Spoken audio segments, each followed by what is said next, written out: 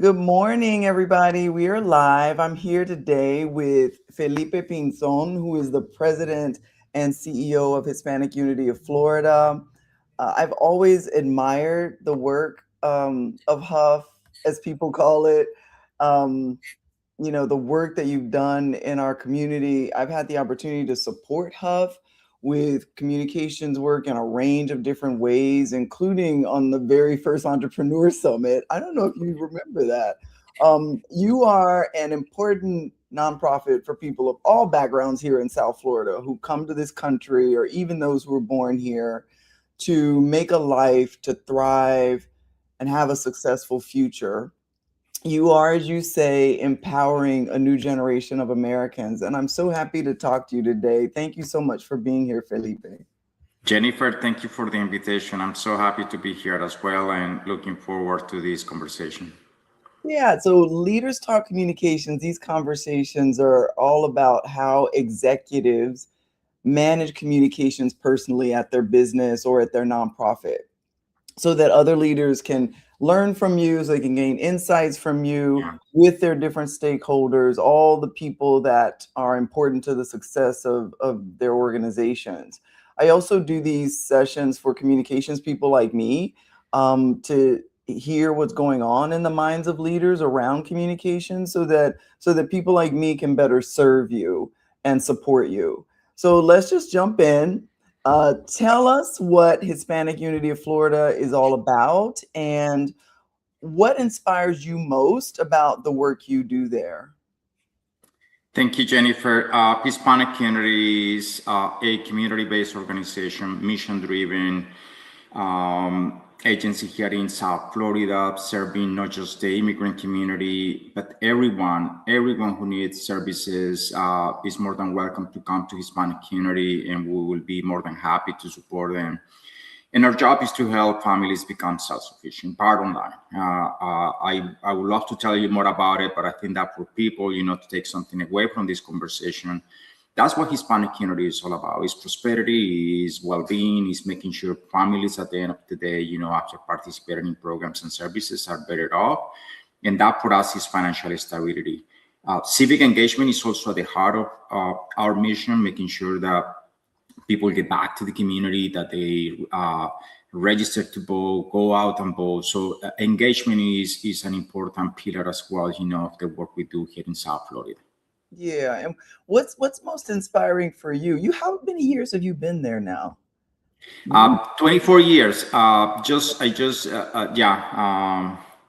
happened in June, and what really inspires me about Hispanic Community is a group of dedicated, talented, very committed people who go above and beyond to help families achieve their American dream. And I don't say that lightly. Tell me about your Uh, staff. to work, yes, it's my staff and the board of directors, staff members, that come every single day to listen to our clients and provide those services. That is an inspiration. And I can tell you right now that if you ask me what's the reason I come to work, every single day, I have to tell you that besides, of course, our mission, our clients is the people that I work with, extremely talented and passionate. Yeah, I love that you're so passionate about your people. That's really, really important and special. I'm sure they appreciate hearing that too. That's always been my experience. And in many cases, the people who work with you have lived experience with the people that they're serving, so it makes them even more passionate, right? Yeah. Um, They can relate to, the client's experiences, right? Yeah. yeah, yeah.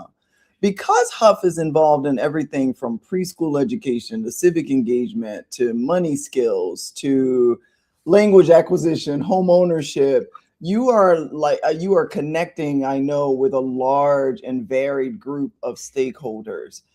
Who are those various stakeholders? You can, the top ones, the ones that you speak with most often. And then I really want to know what's unique about the personal way that you communicate with them to support the organization. Like, what's your secret sauce, Felipe? So, just many stakeholders, clients being number one. Of course, the board of directors are some of the people that I communicate, with very frequently, but also partners and funders, right? I'm out there always trying to secure additional support for Hispanic communities programs and services, and that's my main job. The Mm-hmm. other stakeholder, of course, is my team, right? Working with them directly every single day. And what I believe is working well when I try to convey the message, about Hispanic community, is when I'm able to share the stories of the clients we serve, is how they came to Hispanic community and where they are today after participating in programs. Is those success stories, of hardworking families here in South Florida that are talented, that are committed, that are doing everything right, everything they need. Is that extra push, and that's what Hispanic community is all about. So when I'm able to connect, it's always through client stories, and we don't have to go that far, as you said before. The stories are in our own building. Every single staff member has, their own story. In many instances, they're very powerful. Yeah. And do you use those stories of your own staff to talk to different stakeholders, like the partners? Yes, I do. When people feel comfortable, I share the stories. And if I think about my direct reports, I can tell you that each of them have their own. They struggle, one way or another. But at the end of the day, they're making it happen, and they're being very successful. Yeah. And in many instances, it's because they're hardworking people. But I can tell you also this because someone at some point also created an opportunity for them and created a space so they can shine, right? Yeah. So I'm gonna like when you are telling a story, if you meet a potential partner or potential funder or donor for the very first time, you can tell those stories, and it doesn't mean that they will immediately take an action that you want them to take, partner with you, give money. What are you doing as a leader to stay connected to that person intentionally, to continue to tell those stories until they are, we used to talk about the number of touches it takes to secure support from a volunteer, partner, funder, donor. I'm curious, how you manage that in between time. And that doesn't mean that you're like in it for a thing, but you are in it for a thing, But I know you're also developing relationships. But talk a bit about that in between time and how you as a leader maintain contact with those stakeholders, or let's take funders and donors, for example. Right, right.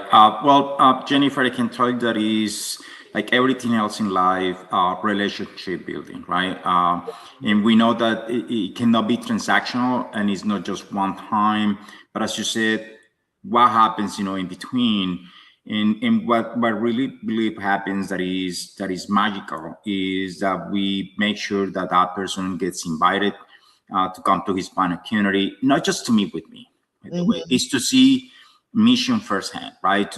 So they can see it themselves, so they can see the children thriving, so they can see the new homeowners, so they can see how someone becomes a citizen, so they Yeah. can actually meet also with staff members that may have also, powerful stories. So it's like when you start dating someone, you know that the only way to take it to the next level is by actually, as you said before, many touches. Yeah. um, and at the same time, with donors and partners, we want to make sure that they understand that we are good stewards of dollars in support and funding that is given to Hispanic community. That's very important. I make sure that they know our books are very open and open to everyone. Hmm. Um, Transparency. and and and what I also try to do, in between. Um, is helping stakeholders understand the long-term impact, right? So it's not just that family, it's how that family is changing communities, right? Yeah. Is how that family or those 10 families or those 100 families now are making Broward County in South Florida stronger county, stronger region, right? They're becoming the homeowners. They're paying taxes. They Yeah, are the pipeline of employers now, so they can hire strong, high qualified workers. So, right, so when someone can see that is way beyond ourselves, that is bigger than ourselves, I right. think that the engagement grows. And that by itself is very powerful. And in my intention is that they see themselves not as donors, but they see themselves as investors, right? They're investing in this community. Yeah, And that's what I try to do. I'm extremely pleased to say that people have joined us, in that journey, yeah. but still a lot of work to do, of course. Right, right. Yeah, that ripple effect of impact is really important to communicate. I'm so glad that you're doing that. So let's talk about challenges now. Every leader has communications challenges. What's one of the biggest ones that you've had to deal with as a leader, and how did you handle it, Felipe? Many, and I think that I'm so glad we're having this conversation because communication is perhaps that one thing, that if you don't do it well, so many things can go wrong, right? Um, That I is can share a few. One of the challenges, of course, is um, helping people understand what Hispanic community is all about, right? This is not just to serve the Hispanic community in South Florida, but an entire immigrant community, and that we serve everyone. So that by itself has become a challenge over the years. We are always explaining ourselves, and I know you are an expert in this space. So if you find yourself explaining that one time and over and over and over again, something has to be fixed. But right. that we are more than just an organization that helps immigrants, also helping people understand. And it's a struggle. We have to always, explain ourselves. That is about education, workforce, housing. That is a lot more than just giving people some transactional support. It's actually, changing their lives forever. Yeah, And also helping them understand that job placement is not just putting someone to work. A job placement is strengthening this community. A new citizen is someone that later can go out and vote. And I presented that as a challenge because we find ourselves over and over again sort of trying to explain who we are. yeah, And I want to be very open and say something there has to be fixed. So yeah. that's one challenge, of course. The And name itself, I'm sure, is a challenge, right? People are like, "We're Hispanic Unity of Florida," so you're working through that. yeah, yeah.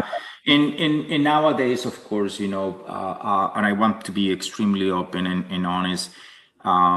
It's also helping people understand that the families we serve are really hardworking families, and they come to Hispanic community not just to get some help, but actually to better themselves, right?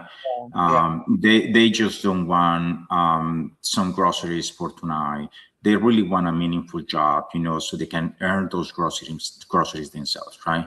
yeah. Is sort of removing that negative narrative about immigrant families from people's minds so they can become stronger supporters. Right. I mean, immigrant families are like every family. We want what's best for our children. We want to be able to live a strong, healthy life. We want to be able to be successful in the way that we define that. So yeah. So I wish you luck in overcoming that challenge. But continuing to tell those powerful stories and the long term impact is definitely one of the best ways to do that. What's the most successful vehicle or platform that you use, Felipe, to communicate more effectively with the people who are important to the success of Hispanic unity? I've had leaders, they talk about face to face, or some people do like weekly text messages. Some be like, what vehicle or platform works best for you?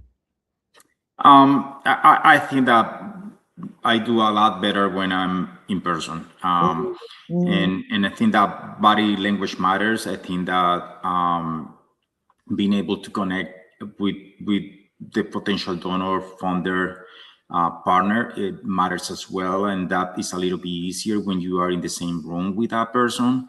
So Yeah. I'm always looking forward to gatherings where I can really interact with my potential funders, donors, partners, and so on. But I have to also tell you that it's not just one strategy. I think that when it comes to communication and engaging people, you have to use more than one. And usually is trying to find out what is the channel, what is the platform that really works not just well for you, but for the person you're trying to communicate with, Yeah. right? Yes.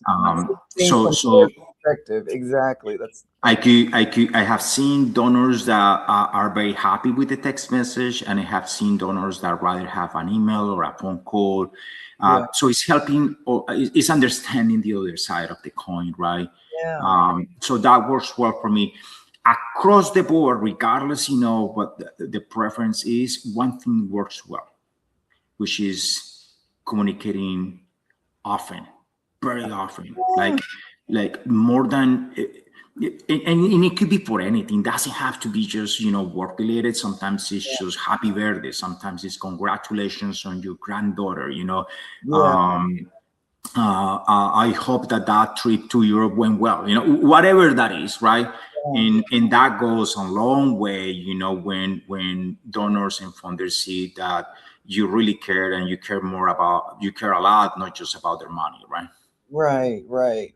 You know, consistency, communicating from the point of view of the target audience that you're trying to reach, the person that you're trying to reach, and and varying the content and of what you communicate to them, all so important. I always say that the lack of consistency in communications is the death knell to any strategy. And so it sounds like you're doing all the right things. Tell me, if you could wave a magic wand, Felipe, what would you want the world to understand most deeply about you, or about Hispanic Unity of Florida?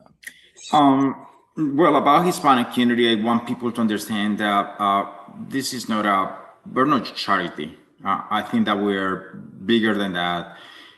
We are an organization that is transforming people's lives, that is making South Florida a stronger community, and that we are perhaps one of the most important organizations in our community. And I know I'm biased, but I also know that that is true. Yeah, Um, I believe it's and true as well. You do yeah, so much. yes, and what I want really to help people understand about our clients is the following, and I think that that has been my top priority over the last few years.